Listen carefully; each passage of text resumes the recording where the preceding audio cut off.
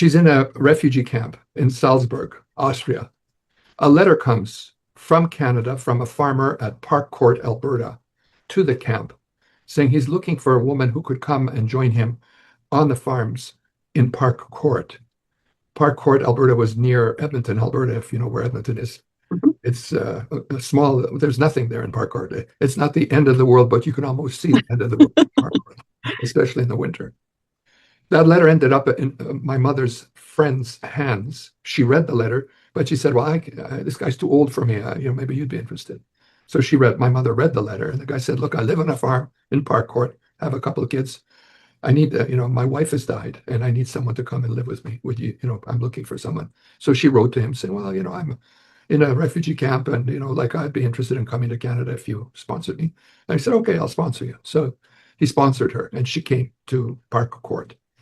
Now, there was a problem right at the beginning, and the problem was this. This guy had 6 children. I had a feeling there was something Yeah, there. that was a surprise. Now, a little bit about him because it affected her. They came earlier in 1938 to Canada. The mother, who was 38 years old, one day was cooking for the family, keeled over, and it turned out that she had appendicitis.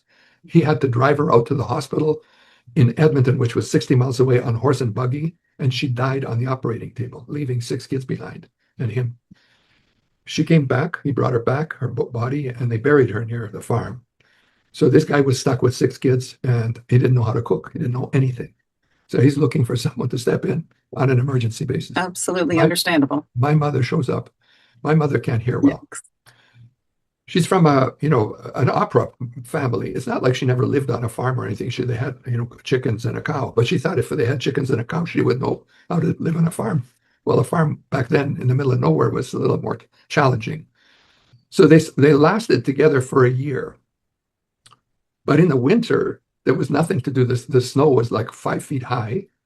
There's no heating. There's no nothing. They're living in a one-room farmhouse. And the only thing they had was a radio. So all these people were listening to the radio, but she can't hear the radio. So she had nothing. She was kind of isolated in a one-room farmhouse in the middle of nowhere.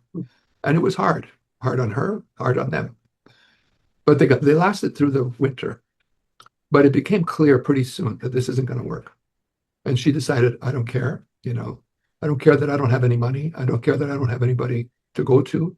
I don't care that I don't speak English. I'm leaving. And she said, "I'm going to Edmonton." And he said, "Well, I'm not going to Edmonton. I have a farm here. I'm not going to leave it." And she said, "I don't care. I'm leaving." Now, there was some roughness involved in how he treated her.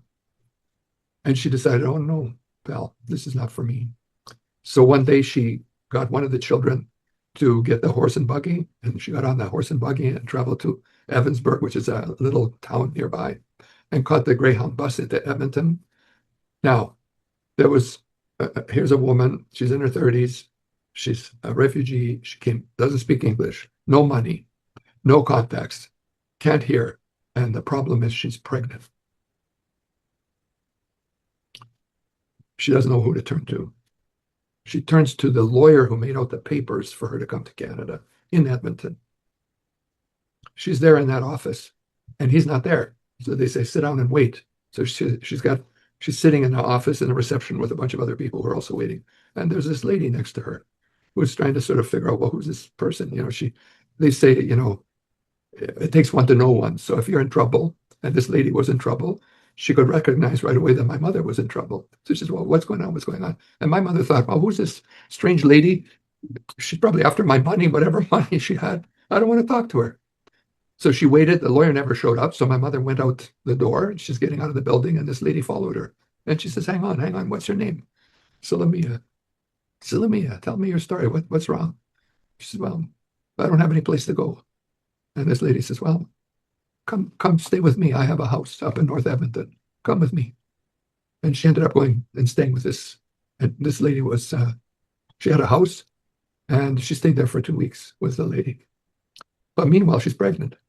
And something had to be done. She had to see a doctor and all that stuff. So she arranged to see a doctor, a guy named Wineloss. Wineloss Clinic in Edmonton is out there to this day. Guy saw her and she says, "Where are you from?" "Ukraine." "What are you doing here?" "Came as a refugee." And he set her up with some Roman Catholic nuns. near the General Hospital in Edmonton, saying you could stay there with them. So she stayed there for a while, but that was not a suitable place for her. But there was a place, it was called the Bulow Home in North Edmonton for pregnant girls, single pregnant girls. And so they sent her up there and she stayed there. And that's where I ended up with her, Being born and born and then going back to that place. But she couldn't stay there forever. That, now that she's got a child, she got right. to move on. Where's she going to go?